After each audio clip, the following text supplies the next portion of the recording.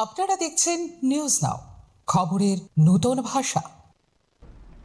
রাজ্যে বেকার সমস্যা বর্তমানে অন্যতম এক প্রধান সমস্যা। এই সমস্যার সমাধানে কেন্দ্রীয় সরকারের বিশেষ প্রকল্প নেওয়ার দাবিসহ বিভিন্ন কিছু দাবি নিয়ে এবার রাজ্যপালের দ্বারস্থ হলেন রাজ্যে আত্মসমর্পণকারী জঙ্গি গোষ্ঠীর এক প্রতিনিধি দল।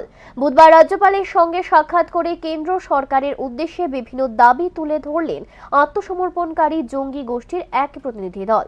দাবি তুলে ধরার পর সাংবাদিকদের মুখোমুখি হয়ে জানান, রাজ্যপাল এই ব্যাপারে সদর্থক ইঙ্গিত দিয়েছেন।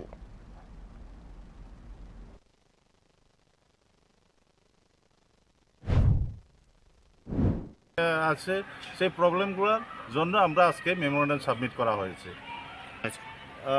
আমাদের ত্রিপুরা রাজ্যের গভর্নর সাহেব আমাদের কথা শুনে তো উনি ভালো একটা দিশা দিচ্ছেন যে ভালোই যেই পয়েন্টগুলো আমরা সাবমিট করেছি সেটা আইনের বাইরে না, আইনের ভিতরেই, যে আমরাও এখন সরকারের সঙ্গে আছি, সরকার আমাদের সঙ্গে যেন দেখবেন এটা।